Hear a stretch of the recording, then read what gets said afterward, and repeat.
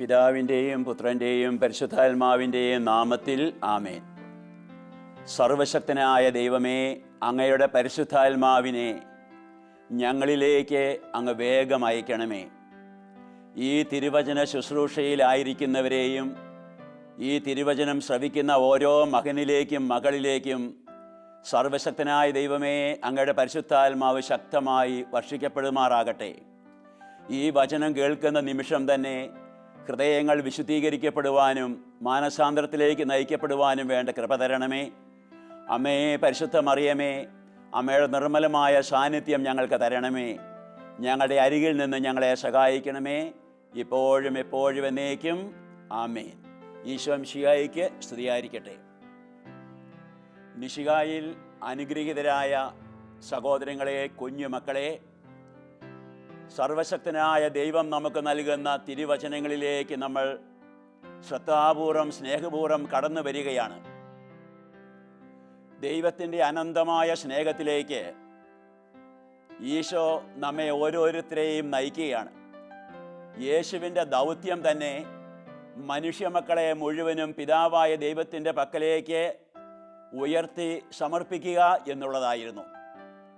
അതിനുവേണ്ടി അവിടുന്ന് പിതാവിൻ്റെ ഇഷ്ടത്തിന് വേണ്ടി തന്നെ സമർപ്പിച്ചുകൊണ്ടാണ് ഈ ലോകത്തിലേക്ക് കടന്നു വന്നത്.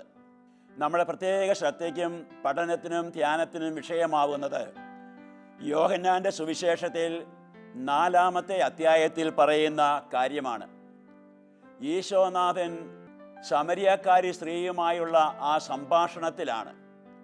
സമരിയാക്കാരി സ്ത്രീ പാപിനിയായിരുന്ന അവളെ മാനസാന്തരപ്പെടുത്തി അവളുടെ ഹൃദയത്തെ ദൈവാത്മാവിൻ്റെ അധിവാസ സ്ഥലമാക്കി തീർക്കുവാനും പിതാവായ ദൈവത്തിൻ്റെ പക്കലേക്ക് അടുപ്പിക്കുവാനുമുള്ള ഈശോയുടെ വലിയൊരു ശ്രമം നാം അവിടെ കാണുകയാണ്.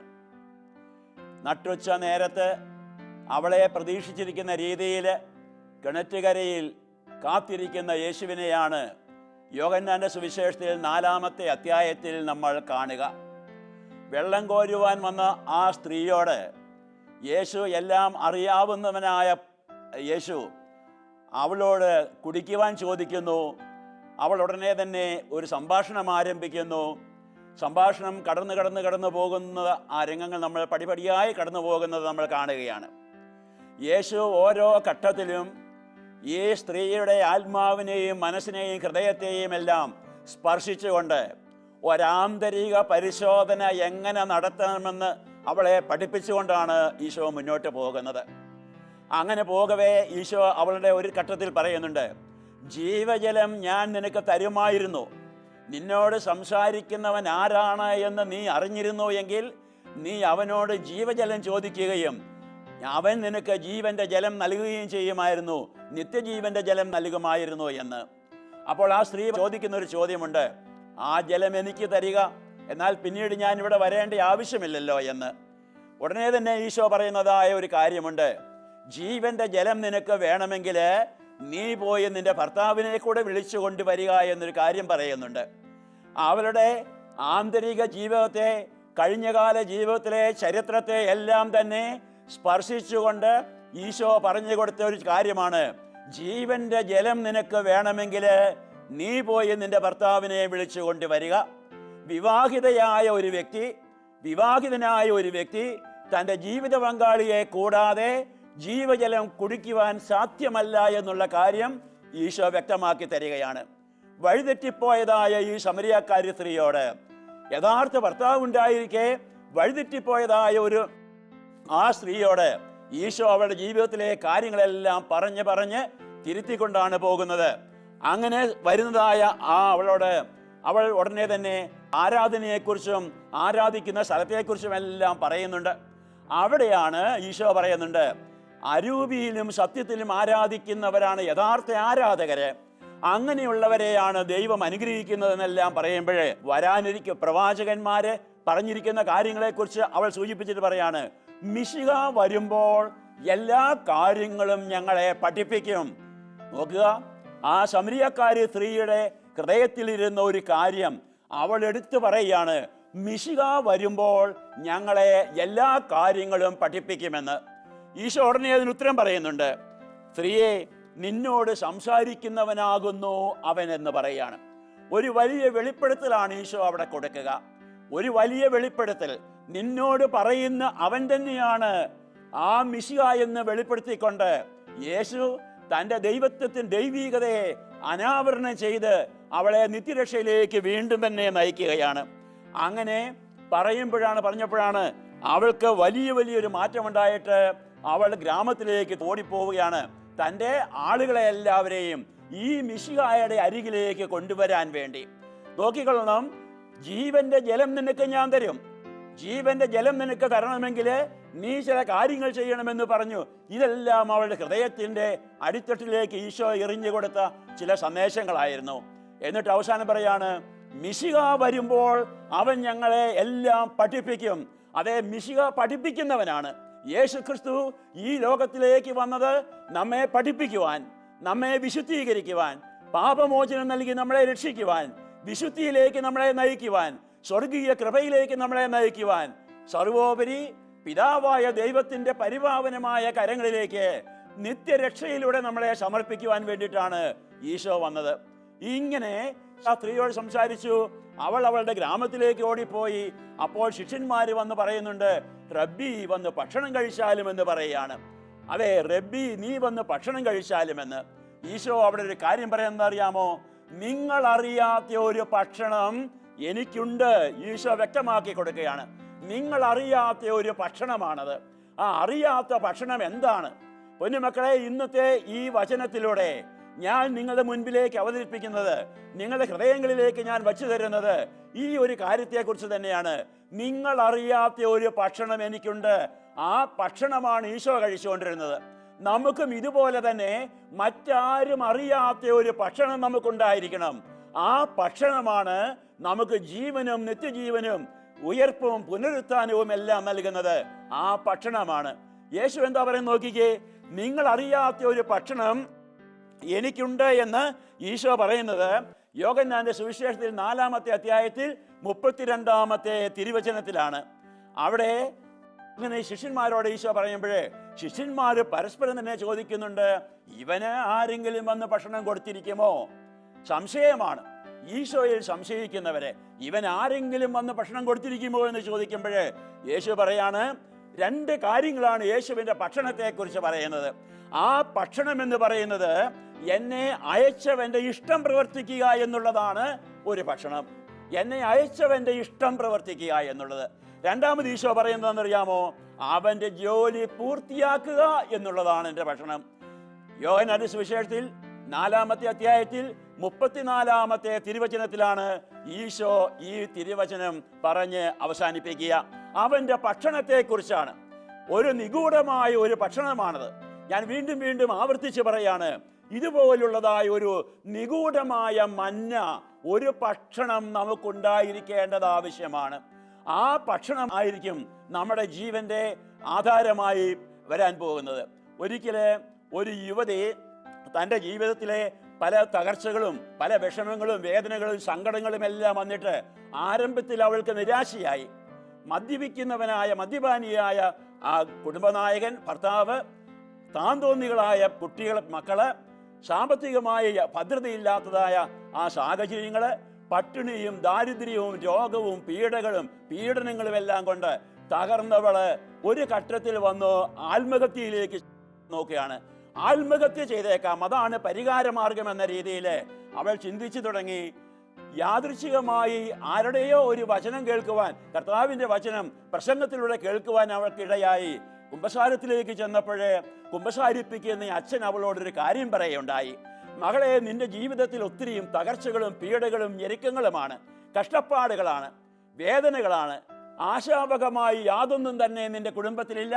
സ്നേഹിക്കുവാൻ ആരുമില്ല. വേദനിപ്പിക്കുക, പീഡിപ്പിക്കുക എന്നുള്ളത് മാത്രമാണ്. മക്കൾ പോലും വഴിതെറ്റിപ്പോകുന്നു. എല്ലാം നഷ്ടപ്പെട്ടവളെ പോലെയല്ലേ നീ ആയിരിക്കുന്നത്? ഈശോ നിന്നിൽ നിന്ന് ആഗ്രഹിക്കുന്നത് ഇന്നതാണെന്ന് പറഞ്ഞുകൊണ്ട് ആ കുമ്പസാരക്കാരൻ അവളോട് പറഞ്ഞു കൊടുത്തത് എന്താണെന്നറിയാമോ? നീ ഒരു കാര്യം ചെയ്യേ, നിന്നെ വിവാഹം കഴിച്ച നിന്റെ ഭർത്താവ് അവന്റെ ഉത്തരവാദിത്വം നിറവേറ്റുന്നില്ല. പാപവഴിയിലേക്ക് പോകുന്നു. മക്കൾ പാപവഴിയിലേക്ക് പോകുന്നു. എല്ലാം നഷ്ടപ്പെട്ട് നശിച്ചവളായി തീർന്നിരിക്കുകയാണ് നീ ഒരു കാര്യം ചെയ്യാം.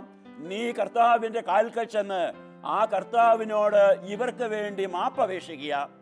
2, യേശുവിൻ്റെ നാമത്തിൽ ഇവരുടെ പാപങ്ങൾക്ക് നീ പരിഹാരം ചെയ്യുക എന്ന് പറയുകയാണ്. അങ്ങനെ ഏതാനും കാര്യങ്ങൾ പറഞ്ഞിട്ട് അതിനിടയ്ക്ക് ഒരു കാര്യം അച്ഛൻ പറഞ്ഞു കൊടുത്തു. അവരുടെ പാപങ്ങൾക്ക് നീ എങ്ങനെയാണ് പരിഹാരം ചെയ്യേണ്ടത് എന്ന് അച്ഛൻ പറഞ്ഞു കൊടുത്തതാണ്. നീ ഒരു കാര്യം ചെയ്യുക, എല്ലാ ദിവസവും നീ നിന്റെ കുളിമുറിയിലേക്ക് ചെന്നിട്ട് ഒരു ചമ്മട്ടി എടുത്ത് നീ നിന്റെ പുറത്ത് പ്രഹരിക്കാൻ പറഞ്ഞു. നിന്റെ മദ്യപാനിയായ ഭർത്താവിൻ്റെ മദ്യപാനം മാറിക്കിട്ടാൻ, നിന്റെ മക്കൾ നേരെയാകാൻ ഓരോ പ്രഹരവും നീ ഏൽക്കുമ്പോഴേ കൈത്തൂണി കെട്ടി അഴിക്കപ്പെട്ട മിശിഹായുടെ ആ പ്രഹരത്തോട് നീ ഏൽക്കുന്ന പ്രഹരവും സമർപ്പിച്ചുകൊണ്ട് നീ പ്രാർത്ഥിക്കുക, എന്നോട് കരുണയായിരിക്കണമേ, ഇവരോട് കരുണയായിരിക്കണമേ എന്ന് പ്രാർത്ഥിക്കാൻ ആവശ്യപ്പെട്ടു.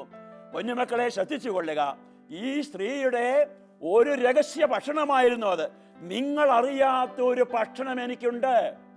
ഈ മാർഗം കുംഭസാരത്തിലൂടെ വൈദികൻ വെളിപ്പെടുത്തി കൊടുത്തപ്പോഴേ അവൾ അത് ചെയ്യാൻ തുടങ്ങി.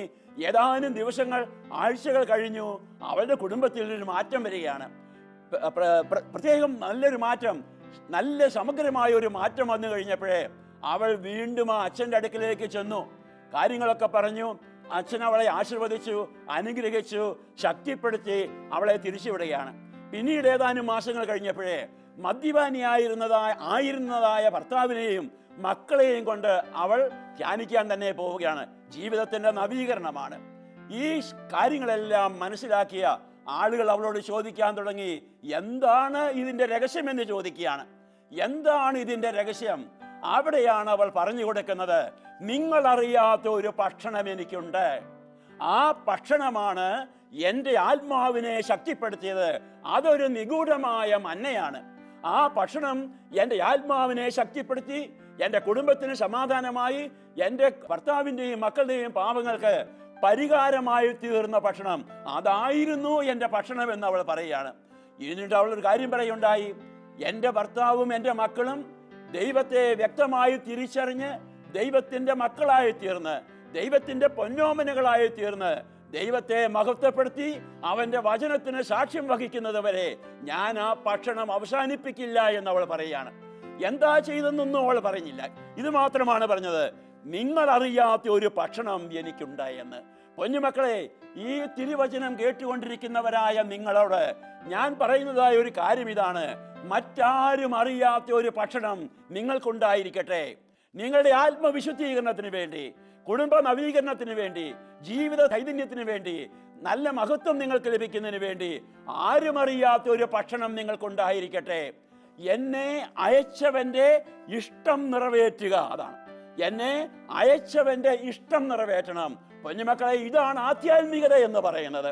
അയച്ചവൻ ഒരു ഇഷ്ടമുണ്ട്, എന്നെ അയച്ചവൻ ഒരു ലക്ഷ്യമുണ്ട്. ഞാൻ വിവാഹിതനാണ് എങ്കിൽ, ഞാൻ വിവാഹിതയാണ് എങ്കിൽ, മഹത്തായ ഈ സ്ഥാനത്തേക്ക്, ഈ അന്തസ്സിലേക്ക് എന്നെ ഈശോ ദൈവം കയറ്റി നിർത്തുമ്പോൾ എന്നെ അയച്ച അവിടത്തേക്ക് ഒരു ഹിതമുണ്ട് എന്നെ സംബന്ധിച്ച്, അവിടത്തേക്ക് ഒരു പദ്ധതിയുണ്ട് എന്നെ സംബന്ധിച്ച്. ആ പദ്ധതിയെ ഞാൻ സ്വീകരിച്ചേ മതിയാവൂ. ഇതാണ് ഈശോ പറഞ്ഞത്, എന്നെ അയച്ചവൻ്റെ ഇഷ്ടം പ്രവർത്തിക്കുക. വിവാഹിതനായ ഒരു വ്യക്തി, കുടുംബജീവിതം നയിക്കുന്ന ഒരു വ്യക്തി, അവൻ്റെ ഭക്ഷണം കണ്ടുപിടിക്കേണ്ടതെന്നറിയാമോ? ദൈവത്തിൻ്റെ ഹിതമാണ്. അവൻ്റെ ഭാര്യ, അവൻ്റെ മക്കളെ, ഇവരെ എല്ലാവരെയും പരിപാലിക്കുക, സ്നേഹിക്കുക, അവർക്ക് വേണ്ടി പ്രാർത്ഥിക്കുക, അവരെ ദൈവത്തിലേക്ക് ഉയർത്തുക. ഇതാണ് ദൈവം അവനെ സംബന്ധിച്ച് ഒരു ഇഷ്ടമായിട്ട് കാണുന്നത്. ഒരു പുരോഹിതനായി എന്നെ സംബന്ധിച്ച് ദൈവത്തിന് വലിയൊരു കാര്യമുണ്ട്. ദൈവത്തിൻ്റെ ഇഷ്ടം എന്താണെന്നറിയാമോ? ഞാൻ ദൈവസന്നിധിയിൽ അവിടുത്തെ പ്രിയപുത്രനായും ആയിരിക്കുക എന്നുള്ളതാണ്. നമുക്കറിയാമല്ലോ, ഈശോ മാമോദിസ മുങ്ങുന്നുണ്ട്. മാമോദിസ മുങ്ങി സ്നാപക യോഹന്നാനിൽ നിന്ന് മാമോദിസ സ്വീകരിച്ച് ആ ജലത്തിൽ നിന്ന് കയറി വന്ന് ഈശോ ശിരസ് ഉയർത്തി നോക്കിയപ്പോഴേ പിതാവായ ദൈവം ഒരു പരിശുദ്ധാത്മാവിനെ പ്രാവിൻ്റെ രൂപത്തിൽ യേശുവിലേക്ക് അയക്കുകയാണ്. ആ പരിശുദ്ധാത്മാവ് യേശുവിൽ വന്ന് നിറഞ്ഞു മറഞ്ഞു. ആത്മാവ് ആ യേശുവിൻ്റെ ജീവനായി മാറി, ശക്തിയായി മാറി, ചൈതന്യമായി മാറി.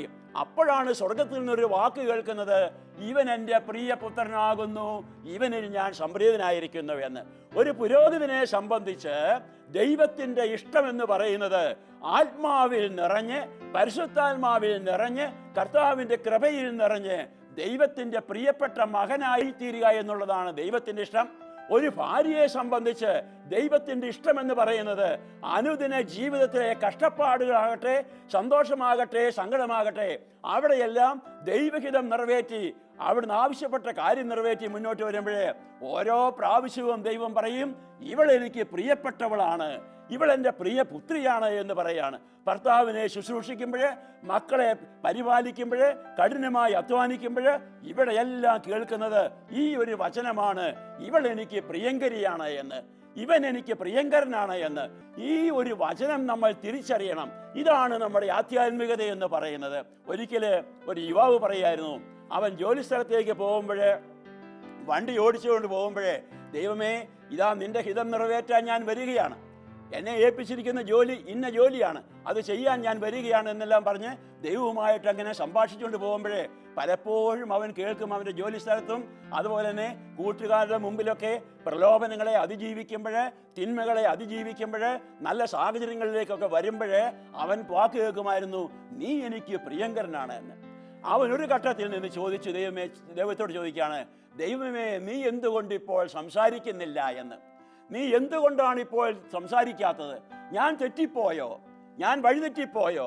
ഞാൻ നിന്റെ പ്രിയപ്പെട്ടവനല്ലേ എന്ന് ചോദിക്കുമ്പോഴേ ദൈവത്തിൻ്റെ ഒരു സ്വരം കേൾക്കുകയാണ്, നീ എൻ്റെ കരങ്ങളിലും നീ എൻ്റെ ഹൃദയത്തോട് ചേർന്നിരിക്കുകയാണ്, എൻ്റെ അധരങ്ങൾ നിന്റെ ശിരസിൽ വെച്ച് നിന്നെ ചുംബിച്ചുകൊണ്ട് അനുഗ്രഹിക്കുകയാണ്, നീ എനിക്ക് പ്രിയങ്കരൻ എന്ന് പറയേണ്ട, നീ എനിക്ക് അതൊരു യാഥാർത്ഥ്യമായി തീർന്നിരിക്കുകയാണ് എന്ന്.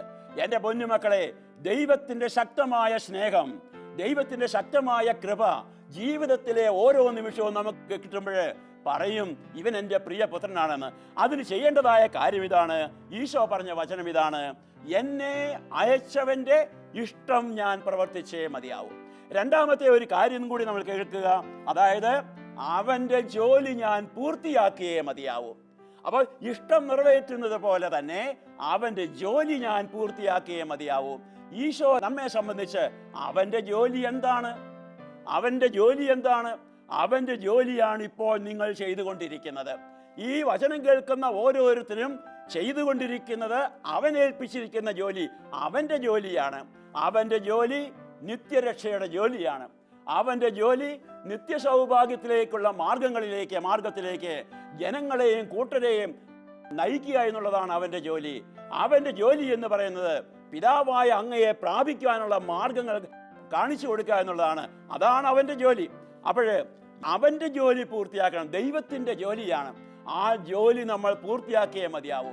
ഒന്നുകിൽ നമ്മൾ ദൈവത്തിൻ്റെ ജോലി പൂർത്തിയാക്കുന്നു, അല്ലെങ്കിൽ നമ്മൾ സാത്താൻ്റെ ജോലി പൂർത്തിയാക്കുന്നു. ദൈവത്തിൻ്റെ ജോലി പൂർത്തിയാക്കാതെ നമ്മൾ അലസരായി കഴിയുന്നുണ്ടെങ്കിൽ പിന്നീട് നമ്മൾ എടുത്തു വയ്ക്കുന്നത് സാത്താൻ്റെ ജോലിയിലേക്കുള്ളതായ പുറപ്പാടാണത്. ഒന്ന് ചിന്തിച്ചു നോക്കുക മക്കളെ, ഏത് ജോലിക്ക് വേണ്ടി, ആരുടെ ജോലിക്ക് വേണ്ടിയുള്ള പുറപ്പാടാണ് നിങ്ങളുടേതെന്ന് പറയുന്നത്? എന്ത് ജോലി, ആരുടേതെന്ന്? മദ്യപാനത്തിന് വേണ്ടി പോകുന്നവൻ സാത്താൻ്റെ കൂടെ തന്നെ പോവുകയാണ്. അക്രമത്തിനും അരാജകത്വത്തിനും തിന്മയ്ക്കും അധാർമികതയ്ക്കും വേണ്ടി പോകുന്നവൻ സാത്താൻ്റെ ജോലിക്ക് വേണ്ടി ഇറങ്ങിത്തിരിച്ചിരിക്കുകയാണ്. തെറ്റും കുറ്റവും കുറവുമെല്ലാം പറയുകയും മറ്റുള്ളവരെ ആരോപിക്കുകയും ചെയ്യുന്നവര് തെറ്റായ മാർഗത്തിലൂടെ പോവുകയാണ്. അത് സാത്താൻ്റെ ജോലിയാണ്. ഒന്ന് ചിന്തിച്ചു നോക്കണം, ഞാൻ ഇന്ന് നിറവേറ്റുന്നത്, ഇപ്പോൾ നിറവേറ്റുന്നത് ഇത് ദൈവത്തിൻ്റെ അവൻ്റെ ജോലിയാണോ അതോ സാത്താൻ്റെ ജോലിയാണോ എന്ന്. ദൈവത്തിൻ്റെ ജോലിയാണ് എന്ന് തിരിച്ചറിയുന്ന എപ്പോഴാണെന്ന് അറിയാമോ? അവിടെ ദൈവഹിതമാണോ ഞാൻ നിറവേറ്റുന്നതെന്ന് നോക്കിയാൽ മതി. ഇത് ദൈവത്തിൻ്റെ ഹിതമാണോ? ഞാനിവിടെ ദൈവത്തെ അനുസരിക്കുന്നവനാണോ? ദൈവവചനം അനുസരിക്കുന്ന വ്യക്തിയാണോ? സഭയെ അനുസരിക്കുന്ന വ്യക്തിയാണോ? സഭയുടെ അധികാരികളെ അനുസരിക്കുന്ന വ്യക്തിയാണോ? ഈ അനുസരണത്തിൽ അവൻ്റെ ജോലി അടങ്ങിയിരിക്കുകയാണ് ചെയ്യുക. കുഞ്ഞുമക്കളെ, ഈ തിരുവചനം അതിൻ്റെ ശക്തമായ രീതിയിൽ നമ്മൾ ഹൃദയത്തിലേക്ക് സ്വീകരിച്ചിട്ട് ഈ ചോദ്യത്തെ, ഈ രണ്ട് കാര്യങ്ങളെ നമ്മൾ നമ്മുടെ ഹൃദയത്തിലേക്ക് ഏറ്റുവാങ്ങുകയേ മതിയാവൂ. ഹൃദയത്തിലേക്ക് ഏറ്റുവാങ്ങുന്ന ചൈതന്യം, അങ്ങനെ ഹൃദയത്തിലേക്ക് ഏറ്റുവാങ്ങിക്കൊണ്ട് നമുക്ക് മുന്നോട്ട് പോകുവാൻ വേണ്ടി പ്രത്യേകം പരിശ്രമിക്കാം. യേശു തൻ്റെ ശിഷ്യന്മാരോട് പറഞ്ഞത് ആ കാര്യം ഞാൻ സൂചിപ്പിച്ചു, വീണ്ടും പറയുകയാണ്. യോഹന്നാന്റെ സുവിശേഷത്തിൽ 4-ാമത്തെ അധ്യായത്തിൽ 34-ാമത്തെ തിരുവചനമാണ്. ഇങ്ങനെ പറഞ്ഞു വരുമ്പോഴാണ് ഈ സ്ത്രീ ഗ്രാമത്തിലേക്ക് ചെന്ന് ആളുകളെ എല്ലാം കൂടെ കൂട്ടിപ്പിടിപ്പിച്ച് പറയുന്നുണ്ട്, ഞാൻ ചെയ്തതെല്ലാം അവൻ എന്നോട് പറഞ്ഞു. ഞാൻ ചെയ്തതെല്ലാം അവൻ എന്നോട് പറഞ്ഞു. ഈ വചനം ഞാൻ മുകളിൽ പറഞ്ഞ വചനത്തോടു കൂടി എൻ്റെ പൊന്നുമക്കൾക്ക് ഈ വചനം കൂടി ഞാൻ വെച്ചു തരികയാണ്. ഞാൻ ചെയ്തതെല്ലാം അവൻ എന്നോട് പറഞ്ഞു. എന്താണ് കർത്താവേ നീ എന്നോട് പറയുന്നത്? ഞാൻ ചെയ്തതെല്ലാം എന്ന് പറയുന്നത് എനിക്ക് തന്നെ അജ്ഞാതമായ കാര്യങ്ങളാണ്. ഇപ്പോൾ എന്താണ്, എവിടെയാണ്, എങ്ങനെയാണെന്ന് എനിക്കറിഞ്ഞുകൂടാ. നീ എനിക്ക് പറഞ്ഞു തരിക. അങ്ങനെയെങ്കിൽ എനിക്കതിനെ തിരുത്താനായിട്ട് സാധിക്കും. നീ പറഞ്ഞു തരുന്നില്ല എങ്കിൽ ദൈവമേ ഞാൻ എവിടെ പോകുമെന്നുള്ളതായ ഒരു ചോദ്യം കർത്താവിനോട് തന്നെ ചോദിക്കുക. ഞാൻ ചെയ്തതെല്ലാം അവൻ എന്നോട് പറഞ്ഞു. ആ വചനം കേട്ടപ്പോഴാണ്, ആ സ്ത്രീയുടെ സാക്ഷി മൂലമാണ് ആ പട്ടണത്തിലെ ജനങ്ങൾ മുഴുവനും യേശുവിൻ്റെ അടുക്കിലേക്ക് വരികയാണ്. യേശുവിൻ്റെ അടുക്കിലേക്ക് വന്ന് യേശുവിൻ്റെ അധരത്തിൽ നിന്ന് അവർ വാക്കുകൾ കേൾക്കുകയാണ്. എൻ്റെ പൊന്നുമക്കളെ, അവൻ പറഞ്ഞു, അതായത് ഞാൻ ചെയ്തതെല്ലാം അവൻ എന്നോട് പറഞ്ഞു. ഒരിക്കലും ഒരു ധ്യാനത്തിൻ്റെ അവസരത്തിൽ ധ്യാനം നല്ല ശക്തമായി നടന്നുകൊണ്ടിരിക്കുമ്പോഴേ കുമ്പസാരത്തിന് വേണ്ടി ആളുകളെ ഒരുക്കുകയാണ്. അങ്ങനെ ആളുകൾ ഒരുങ്ങി വരുമ്പോഴേ ക്ലാസ്സൊക്കെ കൊടുത്തു, അതിന് വേണ്ടതായ കൗൺസിലിംഗ് ഇതെല്ലാം നടന്നുകൊണ്ടിരിക്കുമ്പോഴേ ഒരാൾ വന്ന് പറയുമായിരുന്നു, എന്താ കുമ്പസാരിക്കേണ്ടതെന്ന്, എങ്ങനെയാ കുമ്പസാരിക്കേണ്ടതെന്നും എനിക്ക് അറിഞ്ഞുകൂടാ, എന്നാ കുമ്പസാരിച്ചെന്നും എനിക്ക് അറിഞ്ഞുകൂടാ, എന്താ പറയേണ്ടതെന്ന് അവൻ ചോദിക്കുകയാണ്. അവനോട് പറഞ്ഞു കൊടുത്തത് എന്താണെന്നറിയാമോ?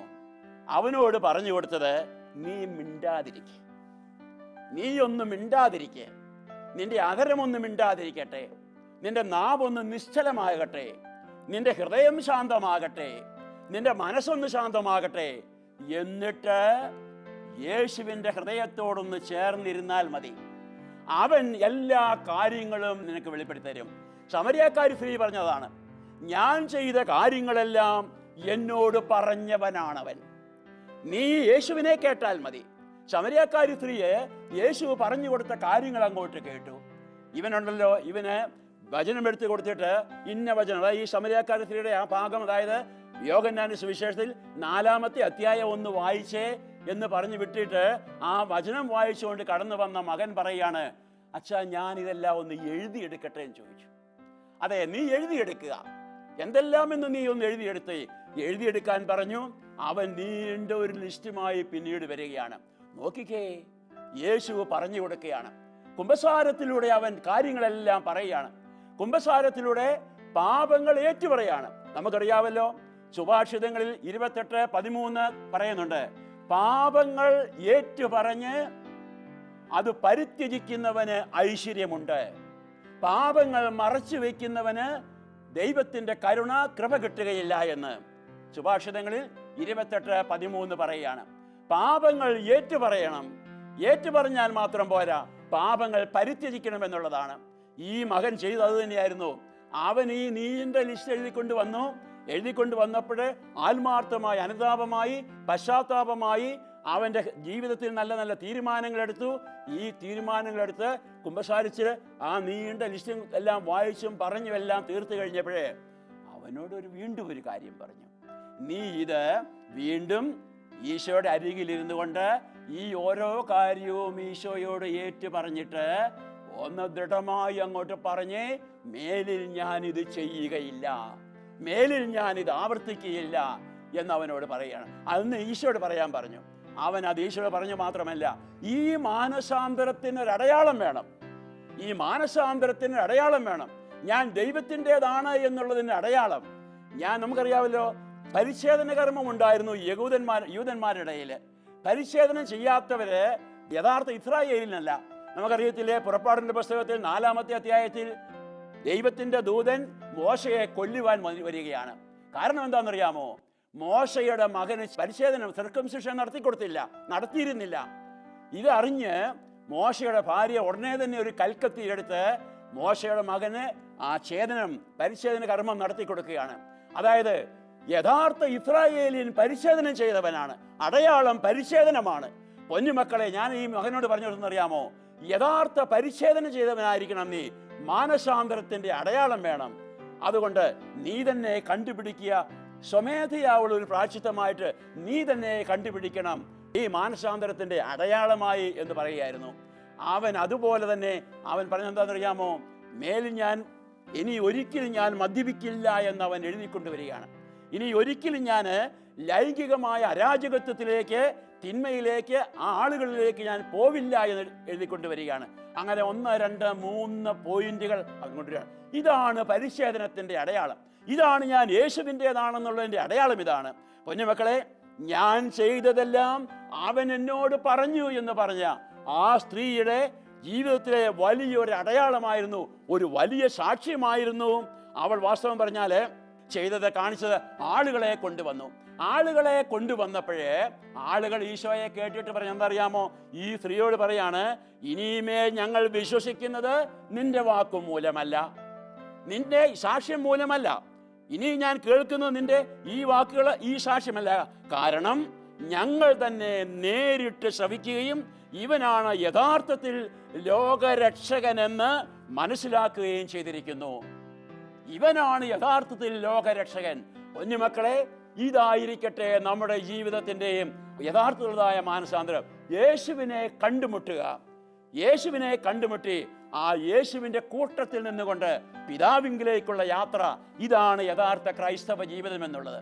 നമുക്ക് നമ്മുടെ ജീവിത ചൈതന്യത്തെ, പ്രത്യേകിച്ച് ഈ തിരുവചനത്തിലൂടെ നമ്മുടെ ജീവിതത്തെ ഒന്ന് നവീകരിച്ചെടുക്കാൻ വേണ്ടി പ്രത്യേകം ശ്രമിച്ചിട്ട് നമുക്കൊരു യഥാർത്ഥമുള്ളതായ തീരുമാനമെടുക്കാം. എനിക്കൊരു ഭക്ഷണമുണ്ട്, നിങ്ങളറിയാത്തൊരു ഭക്ഷണമുണ്ട്. നിങ്ങൾ അറിയാത്തൊരു ഭക്ഷണം, ആരും അറിയാത്ത ഒരു നിഗൂഢ മന്നയുണ്ട്. ആ നിഗൂഢ മന്ന ഏത് എന്ന് നിങ്ങളൊന്ന് കണ്ടുപിടിക്കുക. ഞാനൊരു സ്ത്രീയുടെ കഥ പറഞ്ഞില്ലേ, അവൾ സ്വയം പ്രകരിച്ച് ഭർത്താവിൻ്റെ പാപങ്ങൾക്ക് പരിഹാരം ചെയ്തവള്, മക്കളുടെ പാപങ്ങൾക്ക് പരിഹാരം ചെയ്തവള്. അതുപോലെ തന്നെ നമുക്കൊന്നെടുക്കാം നമ്മുടെ കുടുംബത്തിൻ്റെ നവീകരണത്തിന് വേണ്ടി. ഈശോ പറഞ്ഞ പോയിന്റ്, അതായത് എന്നെ അയച്ചവൻ്റെ ഇഷ്ടം പ്രവർത്തിക്കുക, അവൻ്റെ ജോലി പൂർത്തിയാക്കുക. അവൻ്റെ ജോലി പൂർത്തിയാക്കാൻ നമുക്ക് സാധിക്കുന്നില്ലെങ്കിൽ ഈ ജീവിതത്തിൻ്റെ ലക്ഷ്യം നമ്മൾ നേടുന്നില്ല. എന്നെ ഏൽപ്പിച്ച ജോലി ഞാൻ തന്നെ ചെയ്തു തീർത്തേ മതിയാവൂ. ഞാനൊരു ഭർത്താവാണ് എങ്കിൽ, ഞാനൊരു അധ്യാപകനാണ് എങ്കിൽ, ഞാനൊരു വൈദികനാണ് എങ്കിൽ, ഞാനൊരു പടയാളിയാണ് എങ്കിൽ, ഞാനൊരു ഓഫീസറാണ് എങ്കിൽ, ഞാനൊരു കൃഷിക്കാരനാണ് എങ്കിൽ, ഇതാ കർത്താവ് എന്നെ ചില ജോലി അവിടെയും ഏൽപ്പിച്ചിരിക്കുകയാണ്. ആദ്യമായി ഞാൻ നോക്കേണ്ടത് എൻ്റെ ആത്മാവിൻ്റെ വിശുദ്ധീകരണമാകുന്ന ജോലി, ആത്മാവിൻ്റെ രക്ഷ എന്ന ജോലി. അതോടൊപ്പം തന്നെ മറ്റുള്ളവരുടെയും രക്ഷ. ദൈവം എന്നെ ഏൽപ്പിച്ച ജോലിയോടൊപ്പം ഞാൻ ഇതുകൂടെ ചെയ്യുമ്പോഴേ വാസ്തവത്തിൽ എൻ്റെ ജീവിതം ധന്യമായി. നമ്മൾ പ്രാർത്ഥിക്കുകയാണ്, ദൈവമേ, അങ്ങയുടെ പരിശുദ്ധാത്മാവ് ഈ തിരുവചനങ്ങളിലൂടെ ഞങ്ങളുടെ ഹൃദയങ്ങളെ സ്പർശിക്കുകയും ഞങ്ങളുടെ ഹൃദയങ്ങളെ പ്രകാശിപ്പിക്കുകയും ഞങ്ങളുടെ ഹൃദയങ്ങൾക്കൊരു ചൈതന്യം നൽകുകയും ചെയ്തിരിക്കുന്നു. ഈശോ പറഞ്ഞതുപോലെ എന്നെ അയച്ചവൻ്റെ ഇഷ്ടം നിറവേറ്റുവാൻ, അവൻ്റെ ജോലി പൂർത്തിയാക്കുവാൻ വേണ്ട കൃപയും കരുത്തും ഞങ്ങൾക്ക് തരണമേ. ജീവിതകാലം മുഴുവനും യേശുവിൻ്റെ ഈ ചൈതന്യം പുലർത്തുവാനും ഞങ്ങളെ സഹായിക്കണമേ. ഈ തിരുവചനം കേട്ട ഓരോ മകനും ഓരോ മകൾക്കും നിങ്ങൾ ആരും അറിയാത്ത ഒരു ഭക്ഷണം എനിക്കുണ്ട് എന്ന് പറയത്തക്ക രീതിയിൽ പരിശുദ്ധാത്മാവേ, ഈ മക്കൾക്ക് ഓരോരുത്തർക്കും അങ്ങ് അവർ അർഹിക്കുന്ന ഭക്ഷണം ഒന്ന് കാണിച്ചു കൊടുക്കണമേ, ഒന്ന് വിളമ്പിക്കൊടുക്കണമേ. അമ്മേ, പരിശുദ്ധ മറിയമേ, ഈ തിരുവചനത്തിലൂടെ ഈ മക്കളോട് കരുണ കാണിക്കണമേ. ഈ വചനം ശ്രവിച്ച മക്കളെ ഈശോയ്ക്ക് ഇഷ്ടപ്പെട്ടവരാക്കി തീർക്കുകയും പിതാവിൻ്റെ അയച്ചവൻ്റെ ഇഷ്ടം നിറവേറ്റുന്നവരും അവൻ്റെ ജോലി പൂർത്തിയാക്കുന്നവരുമാക്കി തീർക്കണമേ. നമ്മുടെ കർത്താവ് ഈശോ മിശിഹായുടെ കൃപയും പിതാവായ ദൈവത്തിൻ്റെ സ്നേഹവും പരിശുദ്ധാത്മാവിൻ്റെ സഹവാസവും നിങ്ങളോടുകൂടി ഉണ്ടായിരിക്കട്ടെ, ഇപ്പോഴും എപ്പോഴും എന്നേക്കും. ആമേൻ.